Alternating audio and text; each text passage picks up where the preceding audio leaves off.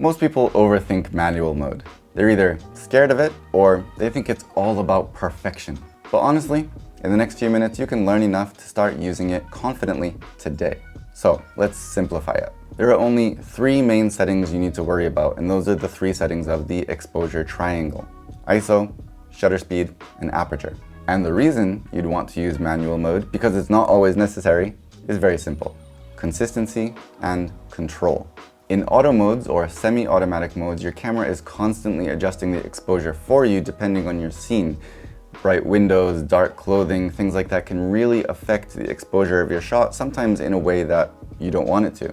If you want to just edit one photo and then copy and paste those settings to all of the photos from that same location or from that same series of photos, if your exposure was constantly jumping up and down because of your automatic settings, that's going to make copying and pasting a lot more difficult.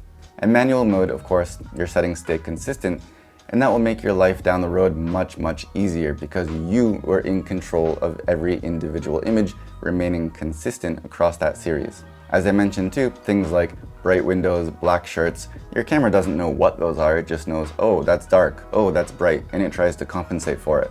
But sometimes it's supposed to be bright, sometimes it's supposed to be dark, and yeah, you can use exposure compensation, but if you're going through that trouble, sometimes it's just easier to put it all in manual.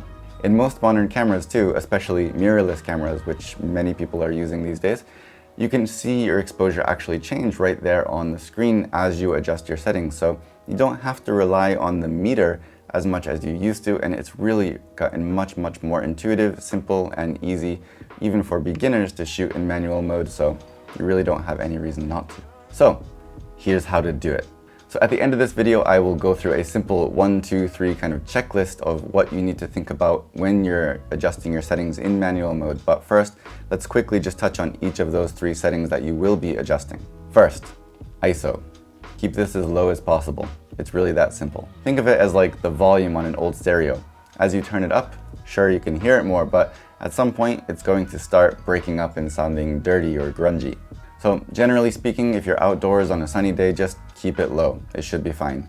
If you're in the shade or it's a cloudy day, maybe boost it up to 400 or so, depending on your other settings. If you go indoors, then you might want to be somewhere around 1600, depending on, again, the lighting situation in that space.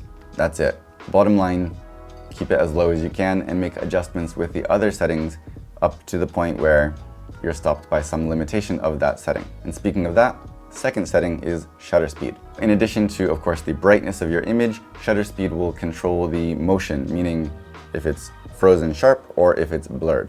As a simple general rule, I would say stick with something around 1/125th of a second or higher, of course, if you want to photograph people. For sports or more aggressive movement, of course, you're going to want to go higher.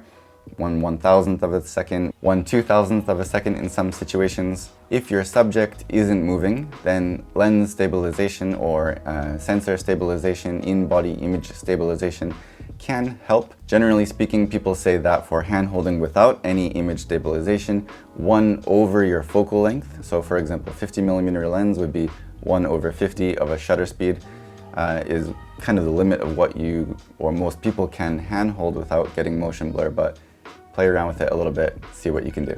Basically, when you need a brighter image, you can lower your shutter speed, but as you do so, keep in mind those limitations of what shutter speed is the minimum you can go without your subject being blurred, unless that's what you want. Okay, so aperture, the third part of this triangle. This is your main creative choice. It will of course affect how bright your image is, but will also have an effect on your background blur or bokeh, and we've talked about this in previous videos. Simply put, lower numbers equal more light, more blur.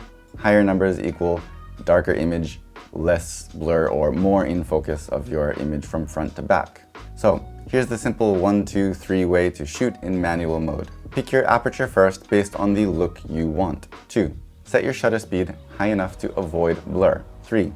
Adjust your ISO to balance your exposure, keeping it as low as possible. I said 3 steps, but then the secret 4th step is if your image is still too bright, you can boost your shutter speed higher to bring that down. Especially if you're outdoors, you'll probably need to do that. But that's it. For now, remember that even if it's not perfect, it'll be pretty good most of the time.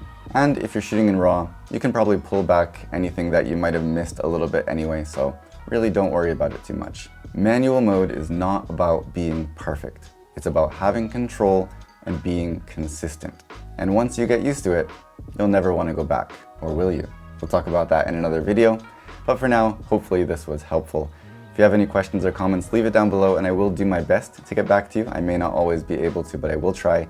If you want to see more tips, tricks, advice, and maybe some gear reviews here and there, be sure to hit like on this video, subscribe to this channel, and I hope to see you again. Thanks for watching.